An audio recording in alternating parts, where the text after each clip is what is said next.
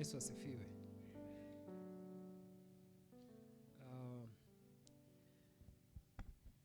Na wasalimu tena kwa jina la Yesu. Hamjambo? Good morning church. Nafurahi kuwaona siku hii ya leo katika uwepo wa Bwana, na asanteni sana kwa kufika katika uwepo wa Bwana. Licha ya kwamba ni wakati wa Krismasi na mtu anaweza amua hata kukaa nyumbani, lakini wewe umeamua kufika hapa. God bless you. Pia asante kwa wale ambao wameandaa ibada ya siku hii ya leo kuanzia mwanzo, umeshughulika tukapata stima. God bless you. Neema iwazidishie kwa jina la Yesu. Asante pia kwa evangelist ametuongoza kwa uombezi. Pia ni baadhi ya kuandaa siku hii ya leo. Na kila mtu neema itutoshe siku hii ya leo katika jina la Yesu. Amen. Hallelujah.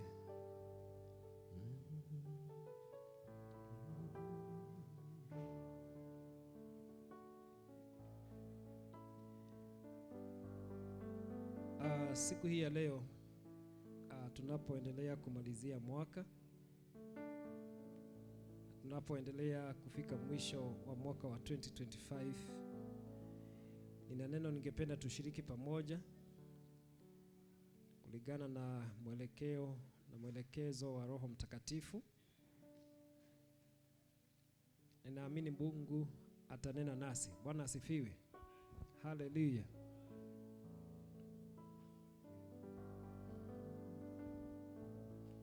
I want to speak about inner healing. Inner healing, ama uponyaji wa ndani. Inner healing. Na inner healing ni kumaanisha uponyaji huu, ama mtu akiwa mgonjwa ndani, kwa mtazamo wa kawaida anaweza kuonekana ako sawa,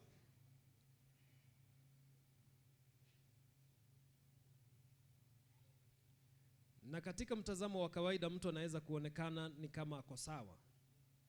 Lakini kuna magonjwa ambayo huwa yanaathiri mtu wetu wa ndani, na ambayo mtu wetu wa ndani akiathirika zaidi, hata mtu wa nje anaweza pia kuwa na shida, ama mambo mengi katika nje yatakuwa na shida.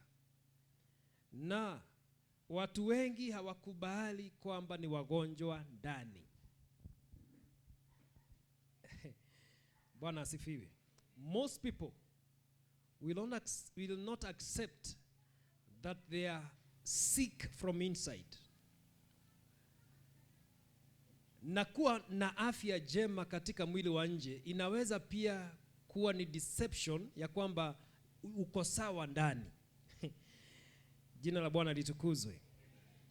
Na mara nyingi katika maisha haya tunapenda kuzingatia katika miujiza, na miujiza ni mizuri. Uponyaji wa nje ni mzuri. Tunapenda kuzingatia mambo kama yale. Lakini pia ningependa nikukumbushe siku hii ya leo ya kwamba kuna kitu inaitwa inner healing, uponyaji wa ndani. Jina la Bwana litukuzwe. Na je, ndio mtu awe mgonjwa katika ndani yake, ama mtu wake wa ndani awe mgonjwa, ama ahitaji uponyaji, ni nini haswa huwa kinafanyika ama kimeendelea ufike ya kwamba mahali unahitaji uponyaji wa ndani? Praise be to God. Nitaguzia mambo kadhaa ambayo huleta majeraha ya ndani, na nitaangalia mambo ambayo neno linatuambia ili mtu afike mahali awe amepona. Praise be to God. Na pia wapendwa, niwaambie watu wengi ambao tuko hapa tumepitia mambo katika maisha haya. Umepitia hali katika maisha haya ili ufike mahali umefika. Na ukweli ni huu, katikati ya mambo uliyokutana nayo, mengi yalijeruhi moyo wako. Bwana asifiwe. Na majeraha nyingi huwa watu wananyamazia. Mwaka huu tangu ulipoanza Januari, kuna mambo yamejeruhi moyo wako. Kuna mambo unaweza kuwa umepitia na kuna mambo unaweza kuwa umekutana nayo ambayo yamejeruhi moyo wako. Jina la Bwana litukuzwe. Na adui wa maisha haya ako katika shughuli za kuhakikisha ya kwamba watu wamejeruhiwa zaidi na wameishi na majeraha ndani ya maisha yao, lakini yale majeraha hawayaongei, hawayashughulikii, wanaishi nayo. Bwana asifiwe. Kanisa, Bwana Yesu asifiwe. Na mtu akijeruhiwa, mtu wa ndani, kuna mambo huwa yanaathirika katika maisha yake. Praise be to God. Kuna mambo huwa yanaathirika katika maisha ya mtu when you have inner injuries, ama wakati kuna majeraha ya ndani. Praise be to God. Ukienda hospitali for example na utake kupigana na watu, huenda ikawa utashinda vita hizo haraka sana kwa sababu unapigana na watu wagonjwa. Amen. Kanisa, Bwana asifiwe. Kwa hivyo mtu akiwa na majeraha ya ndani na akiwa na majeruhi ya ndani, jambo ambalo huwa linafanyika ni kwamba mtu huwa anashindwa kupigana vita hata zile angeshinda kwa urahisi. Na pia msimamo wa mtu katika imani unaathirika kwa njia kubwa sana wakati mtu ana majeraha ya ndani. You may be physically strong, you may be healthy, but when your inner man has got injuries, wakati mtu wako wa ndani amejeruhiwa, msimamo wako wa imani unakuanga na kutikishwa. Praise be to God. You are not able to stand well in faith. You don't find ground to stand for faith because your inner man has been injured. Proverbs 18 verse 14. Tuanze pale.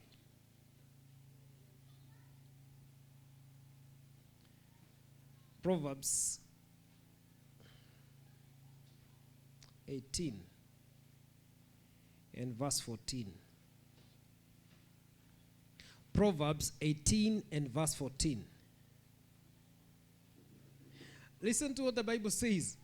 That the spirit of a man will sustain his infirmity, but a wounded spirit cannot bear.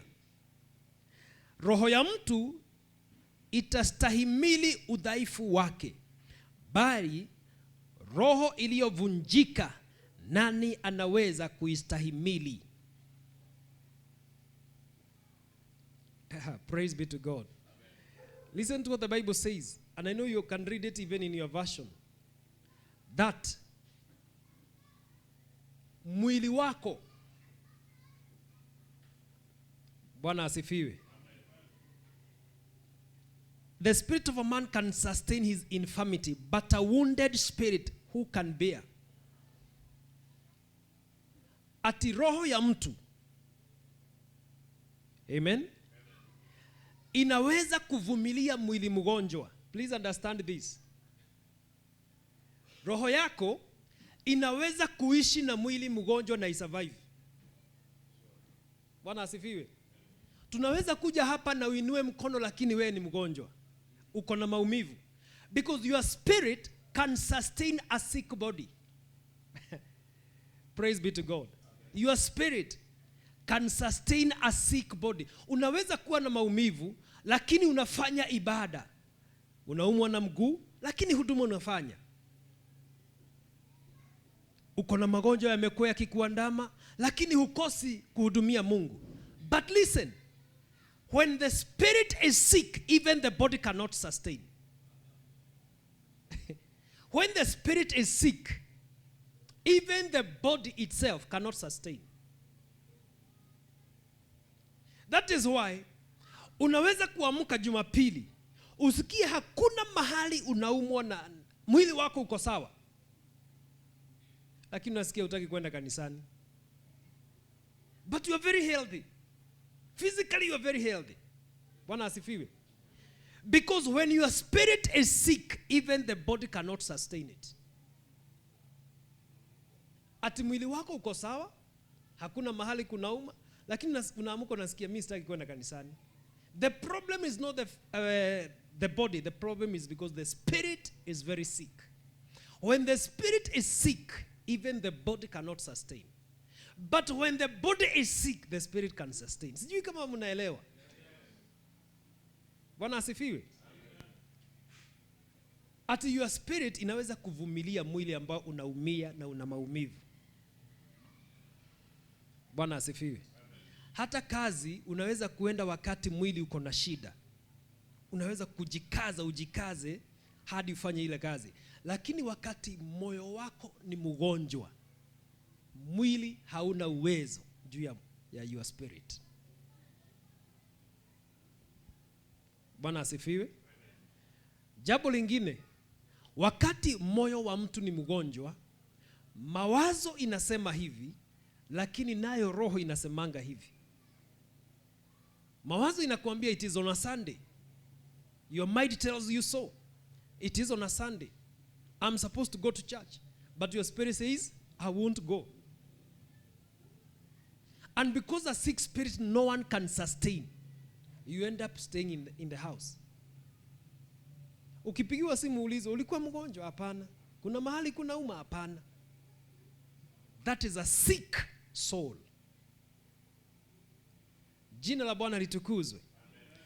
And I want to tell you, when the inner sickness happens, inakufanya ukuwe incapacitated. Yani hauna uwezo wa kutumika jinsi unavyostahili kutumika. Ndiposa nikaanza na kusema watu wengi ni wagonjwa lakini hawakubali. Many people are in charge and they are sick in their soul, but they don't want to accept. Praise be to God. Kanisa, Bwana asifiwe. Na si kwamba haupendi Mungu, si kwamba haujaokoka, lakini majeraha ya ndani ya mtu inaweza kukuzuia kutumika katika kile kiwango ambacho Mungu amekusudia katika maisha yako.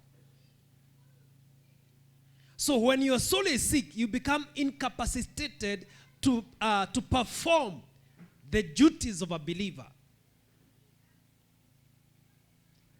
Hallelujah. Praise be to God. Mambo matatu ya kwanza huwa yanaathirika sana wakati mtu ni mgonjwa. Bwana asifiwe. It is the way you see other people. The way you see other people will always change when you have an inner wound. Ukitaka kujua mtu ni mgonjwa ndani ya moyo wake, ni vile anao mtazamo wa watu wengine. Jina la Bwana litukuzwe. Katika malezi ya kawaida, kwa mfano, umelelewa na baba ambaye alikuwa mkali sana na hata hakuwa mfano mzuri. When you grow up, it is most likely hautataka kuona baba. Hutaki kuona watu wanaitwa baba. Hata kuambiwa kuna baba binguni, it is a problem. Because you have an inner wound, you have injuries out of how you are brought up. Na ndiposa nikasema watu wengi hapa, vile tumelelewa na vile ambavyo tumekutana na mambo, kuna majeraha ambayo yako ndani yetu. Na wacheni niwaambie, God is concerned with your inner wounds. He is concerned. Na angependa ushughulikie majeraha yaliyo ndani yako. Kwa sababu hii, kuna kiwango Mungu hawezi akakutumia until you are healed from the inside. Mungu anaweza kukutumia wewe ukiwa na majeraha. Anaweza kukutumia katika kiwango fulani ukiwa na majeraha fulani. But there is a level God cannot use you until first of all you deal with the inner injuries, majeraha ya ndani. Na ni gumu kuyashughulikia maana haionekanagi rahisi. Na pia mtu huwa hakubali ni mgonjwa. Bwana asifiwe. Unajua sana sana wazee ndio wanakuaga na shida hata akiwa mgonjwa na unaona mtu ni mgonjwa. Anakuambia niko sawa. Unamwambia enda hospitali. Anakuambia niko sawa. Wanaume sana sana wanakuanga hivi. Kama huo ni mwili ni mgonjwa hakubali na ya roho ndio atakubali. Mungu asaidie wanaume. Bwana asifiwe. Kama ugonjwa ya kawaida huyu mtu hakubali haraka, na je ile ugonjwa hatuoni? Yale majeraha ambayo hatuoni, si ni Mungu tu amsaidie? Bwana asifiwe. Kwa hivyo mtu akiwa na ugonjwa wa ndani na majeraha ya ndani, uhusiano, mtazamo wako kwa watu unabadilika. Praise be to God. Mumewahi sikia wanadada wakisema wanaume ni? Msimalizie kwa sababu umewahi sikia, si ndio? Umewahi sikia wanadada wengine wakisema wanaume ni? Ni hivyo, ni ukweli. Bwana asifiwe. Kuna wanadada wanasema hivyo, si ni ukweli? Lakini sio wanadada wote. Kuna wanadada hawezi sema hivyo, maana yeye moyo wake na uhusiano wake na wanaume hauna shida. Hajawahi kutana na shida katika hiyo laini. Lakini yule mtu ambaye unasikia akisema wanaume ni?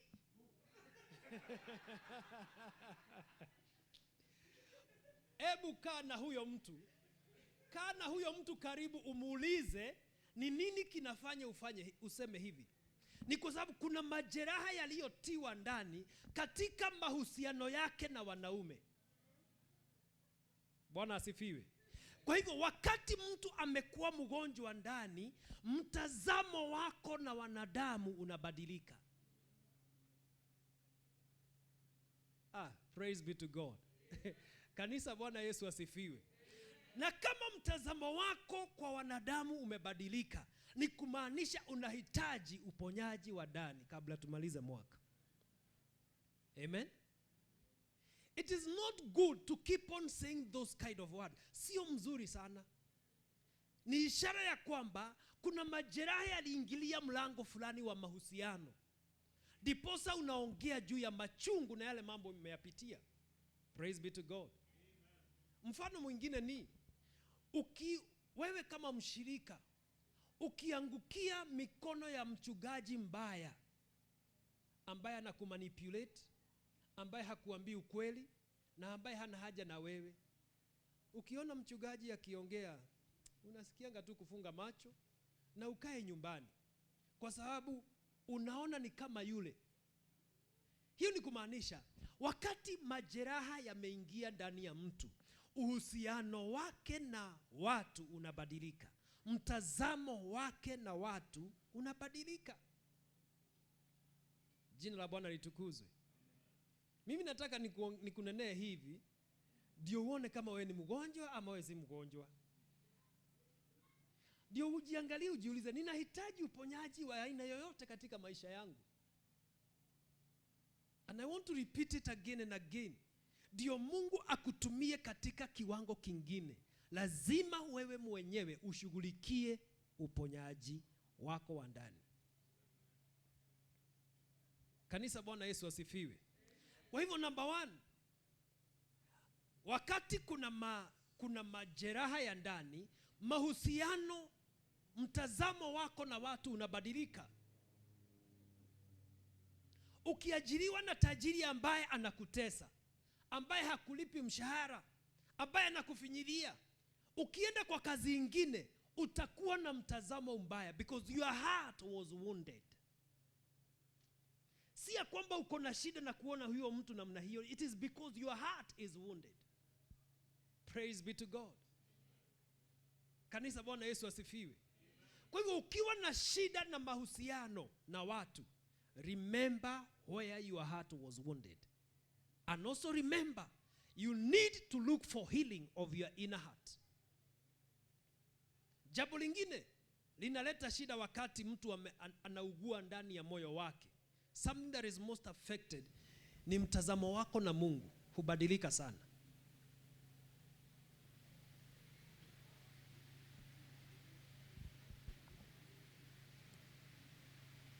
Bwana Yesu asifiwe. Kuna mtu hata ukimwambia Mungu ni mwema, anakutazama hivi anakuambia ni mwema kwako. Watu kama hao wako. Kuna mtu ukimwambia Mungu anaokoa, anasema labda akuokoe mimi hawezi akaniokoa. Mtazamo wako kwa Mungu unaweza kubadilika wakati moyo wako uko na majeraha. Kanisa, Bwana Yesu asifiwe. Haleluya. Kwa hivyo shughulikia iwezekanavyo majeraha yatakayo kuja kwa maisha yako. Na hayana budi kukuja, maana hata Yesu alisema watesi ni wengi. Praise be to God. Mtazamo mwingine ambao hubadilika ni mtazamo wako wewe binafsi. Majeraha ya ndani yanaweza kubadilisha mtazamo wako wewe binafsi. Look at Moses. Mungu anamuita a deliverer, lakini Musa anajiita aje? Stammerer. Bwana Yesu asifiwe. Kanisa, nasema Bwana asifiwe. Wakati mtu amejeruhiwa ndani, mtazamo wako wewe binafsi unaweza kubadilika. Na sana sana mtazamo wa mtu binafsi hubadilishwa na mapito ya ulimwengu huu. Na kwa sababu hayana budi kuja, the Bible says guard your heart. Guard it. Na inasema guard it with all diligence. That is Proverbs 4:23. Kwa bidii yote linda moyo wako. Guard your heart. Kwa bidii yote, with all diligence, guard your heart. Look at the children of Israel. Wamepitia mateso in the hands of Egyptians. Walipotumwa kwenda kupeleleza mji ambao Mungu aliwaahidi. Hebu sikia ile ripoti walileta. Walileta ripoti wakasema, sisi tulipofika kule tulikaa kama panzi. We looked like grasshoppers. Yet it is the land that God has promised to give them. Ni watu wawili tu walikuwa na mtazamo tofauti. Praise be to God. Lakini usiwalaumu wana wa Israeli. Kumbuka yale mateso wameyapitia. Kumbuka ile madharau wamedharauliwa. Kumbuka zile vita wamekutana nazo. Kumbuka ile kazi wamefanyishwa kule Misri. Kiwango ya kwamba it altered their perception of whom they are. Brothers and sisters, nikwambie, baada ya kuokoka, vita kubwa utakayopigana ni mtazamo wako mbele za Mungu. How you see yourself in the presence of the Lord.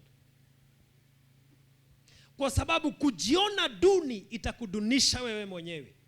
Na hata mtazamo wako wewe binafsi itakuwa kizuizi kikubwa pia cha Mungu kukutumia. Lakini kwa nini mtu ajione duni?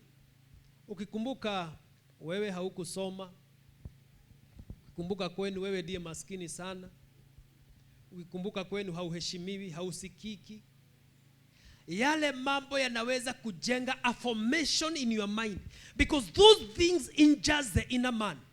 Zinajeruhi mtu wa ndani kiasi ya kwamba hata baada ya kuokoka bado haujakubali ya kwamba Mungu anaweza kuniponya. Kanisa, Bwana asifiwe. Uombe sana ubadilishe mtazamo wako wewe binafsi, because mtazamo wako wewe, jinsi unavyojiona, jinsi huwa unavyojiangalia, jinsi huwa unavyojinenea, huo mtazamo unaweza kukuzuia kufikia hatima yako. Na kwa nini mtu ajione mduni? Kwa nini mtu asijikubali? Because of ya mapito ya maisha haya, ya changamoto, ya vita za kila siku. That is why in every battle, in every challenge, always have a positive mind about yourself. It will bring healing into your inner soul. Praise the Lord. And what your spirit cannot contain, even your body and your mind cannot contain. Hallelujah. Kama roho yako haiwezi kashika utajiri, mawazo na mwili haitashika. Kama roho yako haiwezi kashika prosperity, even your mind and body cannot. Kanisa, Bwana Yesu asifiwe. So, wakati moyo wa mtu umejeruhiwa, unapata ya kwamba mtu anakuwa na mtazamo duni kujihusu yeye mwenyewe. Na mara nyingi unatazamia the failures of your family, the failures of where you come from, limitations that surround your life. Those as a result of a wounded soul. And the Bible has said very well, a wounded soul who can contain? Mpendo nikuambie, hata uwe na maono makubwa namna gani, if your spirit cannot contain your visions, nothing else that surround you can contain it. Hakuna kingine katika surrounding yako kitashika yale maono, hata yawe mazuri namna gani. Iwe ni maono ya biashara, iwe ni maono ya maisha haya, iwe ni maono ya chochote katika maisha yako. If your spirit, therefore, you have a responsibility to pray dearly for your spirit. Mungu aponye roho yako. Bwana asifiwe. Kanisa, Bwana Yesu asifiwe. Nataka niguzie baadhi ya njia ambazo huleta majeraha katika maisha yetu.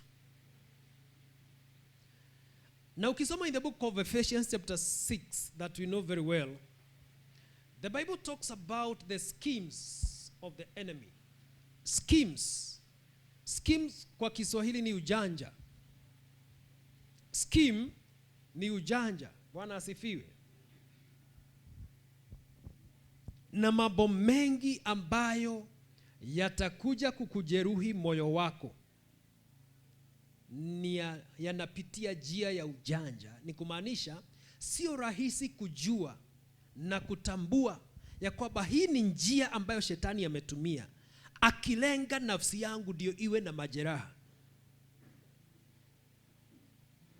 Na anayelenga majeraha ya ndani hana haja na imani na nini, ana haja na hatima yako. If you are wounded in your soul, kufika hatimani sio rahisi. Ukiwa na magonjwa ya moyo, kufika katika hatima, it is not that easy. It is not that easy. Praise the Lord. So jambo la kwanza ambalo huleta majeraha ndani ya mtu ni dhambi. Sin.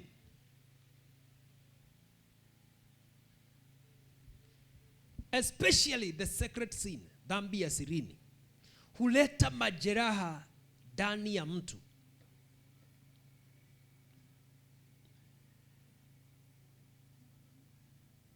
Na unajua dhambi nayo ni jambo ambalo pia inaweli imefichwa kwa watu wengi. Kwa mfano tumekutana hapa siku hii ya leo, hatuwezi jua ulifanya dhambi gani, na sisemi umefanya. It is an example. Bwana asifiwe. Lakini hata kama ulifanya, ni kati yako na Mungu na shetani na yule mlifanya na yeye. Jina la Bwana litukuzwe. But listen, the most important thing is this. Wakati dhambi imeingia katika maisha yako, and especially uanze kuzoea dhambi, huwa inaanza kujeruhi mtu wa ndani na inaanza kumdhoofisha. Na wakati dhambi imeanza kukolea ndani ya mtu, kitu cha kwanza kinakuwa affected ni kiwango chako cha imani. Na imani ikianza kuwa na shida, mahusiano yako na Mungu yanakuwa na shida. Kanisa, Bwana asifiwe. Diposa utafika mahali huduma ulizozifanya kwa wepesi unang'ang'ana kuzifanya.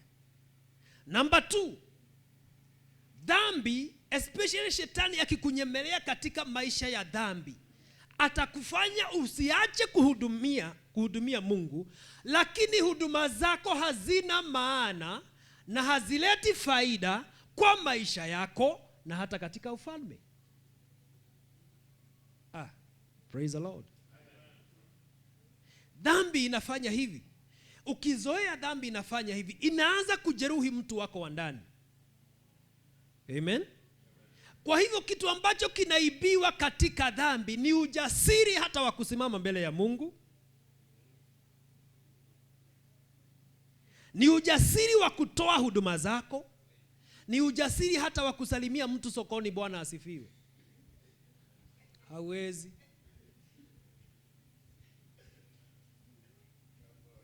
Bwana asifiwe. Kitu cha kwanza mtu hupokea katika wokovu ni ujasiri wa imani. Praise the Lord. Kwa hivyo wakati ujasiri umeondolewa, mambo ya imani pia yanaanza kuondoka pole pole. Mambo uliyoyafanya kwa imani, mambo uliyoyafanya kwa ujasiri, unaanza kuyafanya kwa uoga. When, sin injures the inner man. You see the book of Psalms chapter 51. Hii ni zaburi ambayo Daudi aliandika baada ya kufanya dhambi, kuua na kufanya usherati. Akarudia Mungu akaandika zaburi 51. Na kuna maneno mengi na ya dhamana sana anayasema pale. Jambo la kwanza anasema hivi, niumbie moyo safi. Alijua ulichafuka. Na akajua huyu moyo, hata nipende namna gani, sitatumikia Mungu na huyu moyo. Akaenda kwa Mungu akamwambia, Mungu niumbie moyo safi. Praise be to God. A clean heart. That is what David needed, ili aweze kutumikia Mungu. Kanisa, Bwana Yesu asifiwe. Jambo lingine analoliomba ukisoma, it's a good psalm ukiweza kuisoma. Anasema hivi, restore the joy of salvation. Amen. Dhambi hupokonya mtu furaha ya wokovu. Unaona mtu ni mwokovu lakini hafurahiagi kuokoka. Hiyo si kawaida. No, it is very abnormal. Kuna kitu cha dhamana tulipewa na Mungu wakati uliokoka. It is called the joy of salvation. Furaha ya wokovu, ambayo hata kama mambo inakaa namna gani, all of a sudden you feel like you need to rejoice. In the midst of challenges, you feel there is a joy coming out. It is called the joy of salvation. Kanisa, Bwana asifiwe. Na dhambi hupokonya mtu furaha ya wokovu. Haufurahi kuokoka tena. Haufurahi. You have no that joy. And joy of salvation is a great treasure. Ni dhamana kubwa katika safari ya imani. Mbele za Mungu mwambie, nirejeshe furaha ya wokovu. Hii kitu naita wokovu ni kitu ya dhamana sana kwangu. Rejesha furaha ya wokovu kwangu. Bwana Yesu asifiwe. So, whether we knew you sinned or not, tuwe tulijua ama hatukujua, what happens is that joy of salvation is taken away. Na pia ujasiri wa imani unaondolewa. It injures, inajeruhi mtu wa ndani. Na ni kumaanisha uhusiano wako na Mungu unaanza kuingia katika shida. Praise be to God. Amen. So, that is number 1. Number 2, jambo lingine ambalo hujeruhi moyo wa mtu ni kitu inaitwa spoken words. Psalms 141. Spoken words.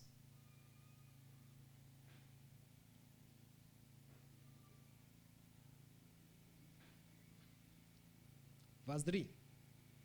Spoken words. Look at what David is saying. Set a watch, O Lord, before my mouth. Keep the door of my lips. Oh God. Ati ewe Bwana, uweke mlinzi kinywani pangu, mgojezi mlangoni pa midomo yangu. Daudi alijua anakuwa na mdomo unakaa aje. Alijua anakuanga na mdomo unakaa aje. Bwana asifiwe. Akaambia, ewe Mungu, hebu weka mlinzi kwa hii mlango. Weka mlinzi hapa. Ili nikienda kunena neno baya, anafunga. Wow, praise be to God. Mimi napenda vile David was so practical in his own life. Between him and God, he was so practical. Anaambia Mungu, eka mlinzi katika mdomo wangu.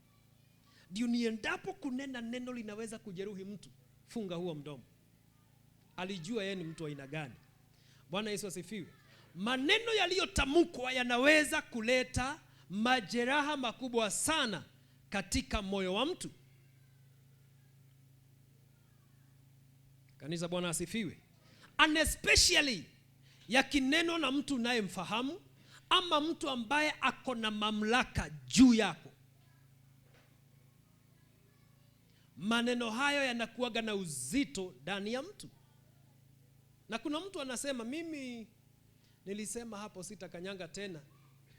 Hata hiyo ushering sitaiguza tena, maana nilisikia vile walinisema. Nikasema hiyo ushering sitaguza tena.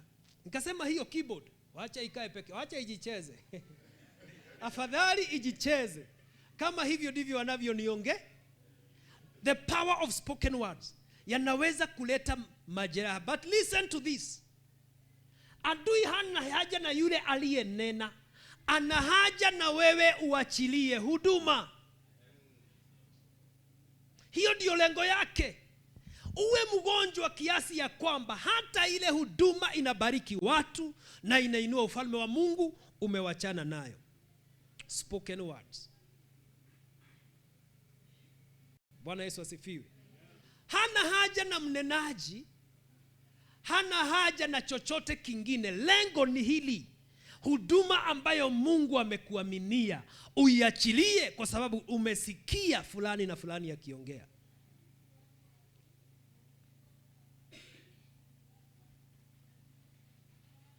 Target ni imani yako. Target ni huduma zako. Moyo ukivunjika, mtu huachilia huduma zake. Mtu huachilia hata karama yake. Mtu huachilia hata uombezi. When the soul is very sick, when the spirit is sick, unasikia umechoka, hutaki kabisa. Bwana Yesu asifiwe. Watu wakikuongea sana kanisani, unasema hiyo kanisa sitarudi tena. Amen. Hiyo huduma sitaifanya tena. Maana hiyo huduma ndio inafanya watu waniongee. Lakini kukaa kwako nyumbani sio suluhisho. Kwa sababu huduma umeiachilia, na hivyo ndivyo shetani alipenda. Hivyo ndivyo adui alipenda. Alipenda uachane nayo. Uangalie vile ambavyo umevunjika moyo na vile unavyoumia. Bwana asifiwe. I want to encourage you and tell you this. Jifunze katika maisha yako kutumikia Mungu katika uchungu. Umeona wakati umesimama hapa unasema, hata kama walinisema, iwe ni ukweli ama si ukweli, bado nitasimama na nihubiri. Ushamshida shetani. He is under you. But when you sit back and say, kwa vile walisema na wakafanya, sitatoa huduma, shetani amekukalia na anapiga makofi. Maana yale majeraha yanazidi kuongezeka. And especially, maneno ni very funny. Because the more you think of what they said, the more it become heavier. Si ni kweli? Ukiendelea kufikiria vile Victor aliniongea, unaanza kumuona na njia nyingine, unampindua, unamwangalia. And the more you are doing it, the more the words are becoming heavier and heavier in you. And the more sicker you are becoming. unaendelea kuwa mgonjwa. Maneno yaliyotamkwa. Na pia mtu yeyote ako na mamlaka mahali hapa. You are a leader. Wewe ni mzazi. Mzazi ni mtu ambaye ako na mamlaka. Chunga maneno yako kwa watoto wako. Chunga maneno yako kwa mtu aliye chini yako. Jesus said in the book of John chapter 10 verse 65, the words I speak to you are life and spirit. He never wanted to speak a careless word. He never. Bwana asifiwe. Hakutaka kuachilia neno la carelessness. He spoke life and spoke spirit. Because alijua maneno yake ni uhai. Mzazi ulioka hapa, jukumu lako la kwanza la Mungu kukuinua katika mamlaka ni uachilie baraka.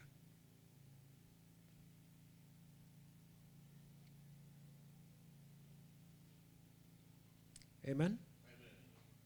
Praise the Lord. Amen.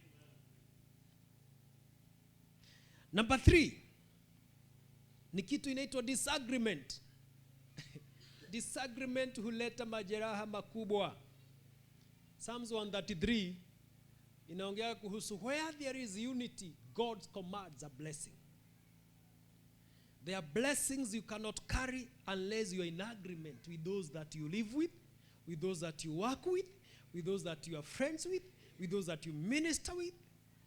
Bwana asifiwe. Disagreement. Na wakati mwingine kutakuwa na very sharp disagreement. Very sharp. Iwe ni katika kazini, iwe ni katika kanisani, iwe ni uongozi, iwe ni katika jamii. Sometime, iwe ni katika mahusiano, kutakuwa na disagreement. But most of the time, disagreement targets the power of unity. Where in that unity lies the blessings of God. Lies the blessings of God. Kuna baraka hatuwezi tukabeba kama kanisa unless we are united. Hello? Praise be to God. There are blessings you cannot carry even in a family unless you are united. There are blessings that cannot dwell in you and with you. There are blessings you cannot carry. Because there are some blessings that only dwell where there is unity. Only. Kuna baraka za aina nyingi, lakini kuna baraka zinadumu wakati kuna mahusiano mema. So, ukiona kuna disagreement, a wise person will run into his knees. Naombe Mungu kuwe na uhusiano mwema. Na unajua disagreement wakati mwingine, mtu atakuja na fact na aseme, si ni wewe ulinifanya. That is a fact. Na uone yenyewe amesimamisha a good fact about the disagreement. But listen, behind every fact, there is a truth. There is a difference between truth and fact. Na truth ni hii ambayo watu wengi hawashughulikiangi. Satan is behind this disagreement.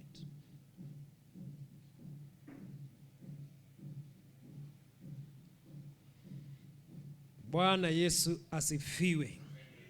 Na disagreement inaweza kuleta majeraha makubwa sana katika maisha ya mtu. Kiasi ya kwamba hutaki kuona hawa watu tena. But listen.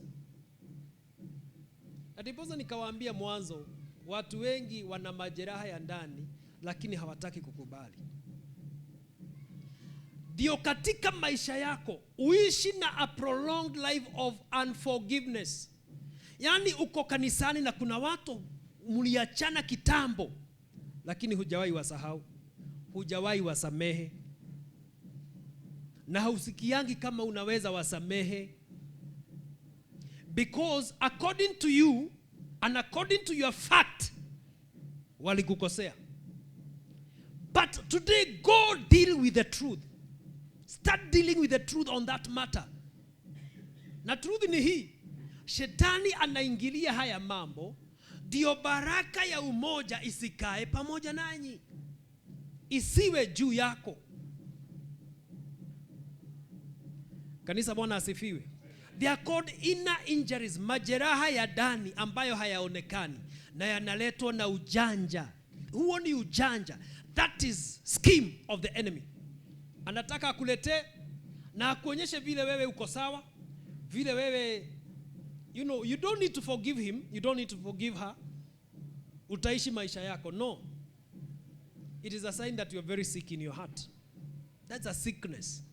Na unafaa uishughulikie. shughulikia hayo magonjwa, shughulikia majeraha hayo. Jambo lingine linaweza kuleta majeraha ni kitu inaitwa disappointment, masikitiko, disappointment. Genesis chapter 30 and verse 1. Disappointment.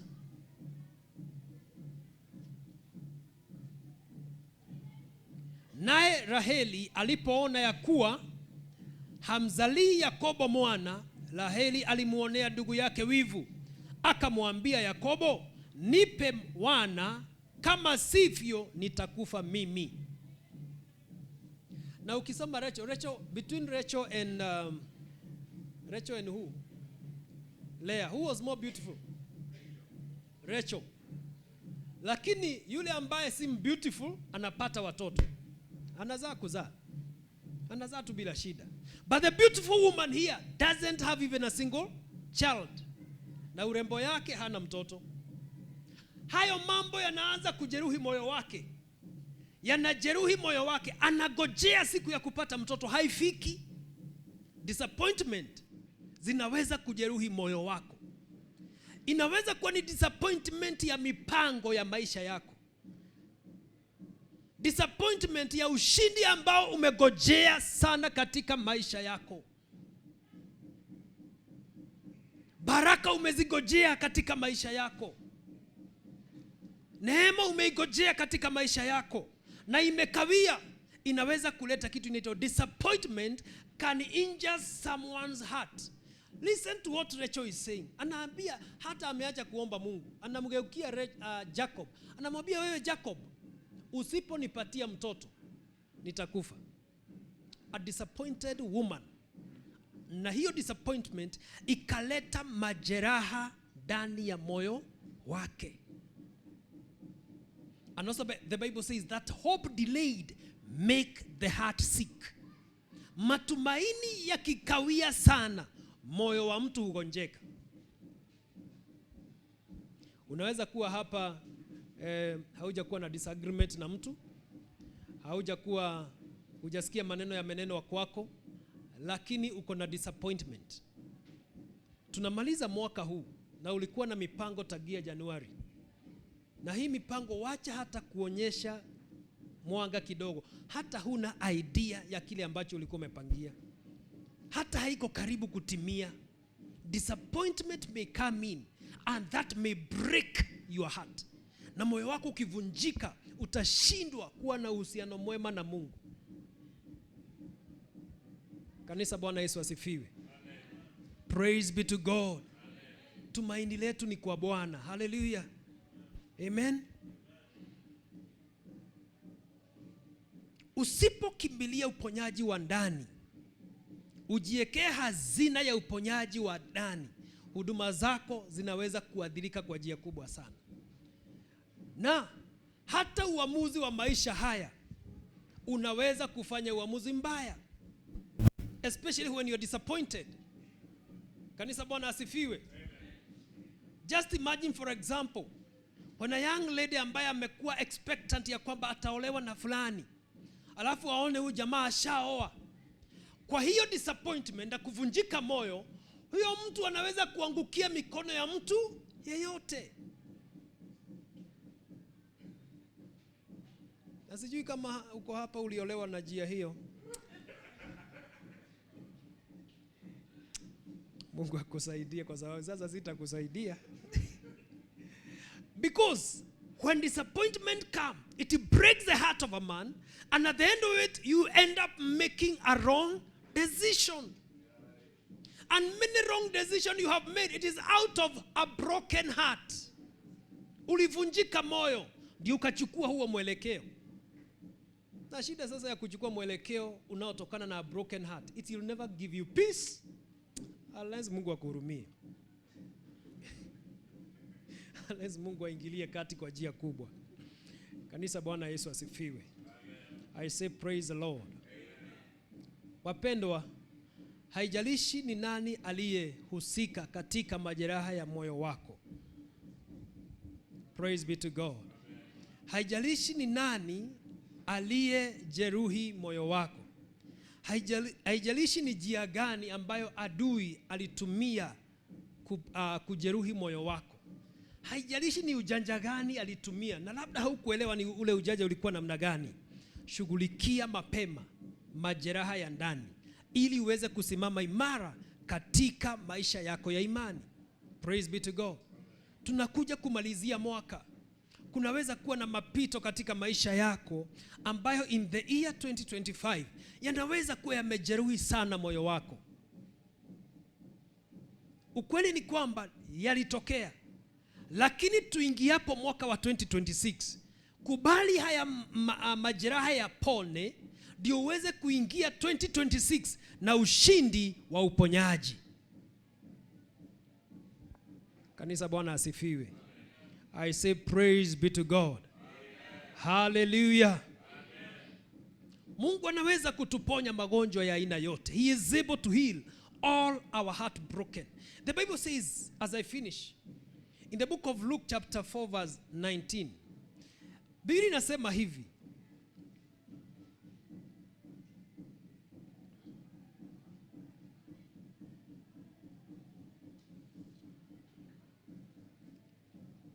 let us start from verse 18. The Spirit of the Lord is upon me, because he has anointed me to preach the gospel to the poor. He has sent me to heal the heartbroken, to preach deliverance to the captives, and recovering of sight to the blind, to set at liberty them that are bruised. Roho wa Bwana yu juu yangu, kwa maana amenitia mafuta kuwahubiri Injili, kuwahubiri maskini habari njema. Amenituma kuwatangaza wafungwa kufunguliwa kwao, na vipofu kupata kuona tena, kuacha huru walioteswa, broken hearted, waliovunjika moyo. Now let me tell you, we all want the anointing of Jesus. Bible says very well, he is anointed to heal all heartbroken. One purpose of the anointing of Jesus is to heal heartbroken. The anointing of Jesus can raise the dead. The anointing of Jesus can do many miracles in our lives. The anointing of Jesus can do wonders. But one wonder the anointing of Jesus can do, he is anointed to heal every broken heart.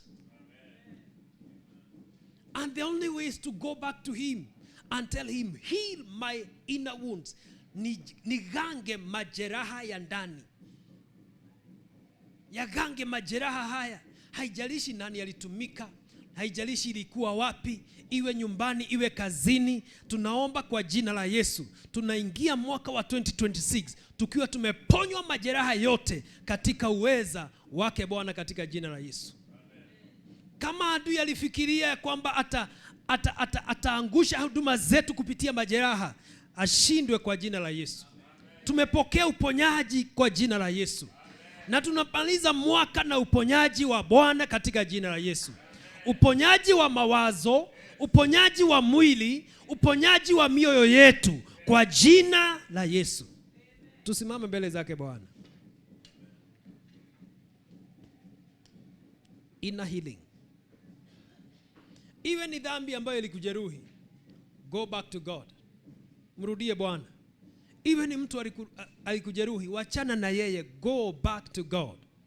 Iwe ni hali ilikujeruhi, leave it alone, go back to God. Nataka ufunge macho yako katika jina la Yesu. Mwambie Bwana, niwezeshe, nisaidie siku hii ya leo katika jina la Yesu. Kuwe na uponyaji utokao kwako, uponyaji wa kweli katika jina la Yesu. Be it a disappointment that came along my life.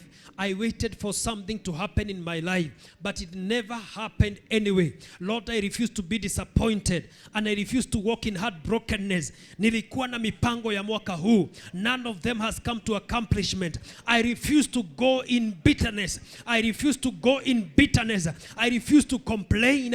I refuse inner injuries. lives, and I activate the anointing of our Lord Jesus, that he may heal all my heart brokenness in the mighty name of the Lord. He is anointed for me. He is anointed for me. He is a great physician to heal all my physical diseases.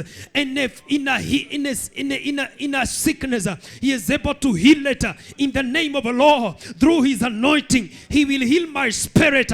Through his anointing, he will heal my soul. Through his anointing, he will heal every disagreement I had, every disappointment I had, every word I had, in the mighty name of the Lord. Mazeka takabarida, rekasika toka barakia. Heal these people, I pray, in the mighty name of the Lord. Bwana ukawaponye kwa jina la Yesu, kwa sababu unaweza kuwaponya katika jina la Yesu Kristo. Tuponye ewe Bwana tunapomaliza mwaka huu. Ponya kanisa lako ewe Mungu tunapomaliza mwaka huu. Kwa jina la Yesu ni asante utendaye mema. Heal us, O God, and deliver our lives. In Jesus' name we pray. In Jesus' name we pray.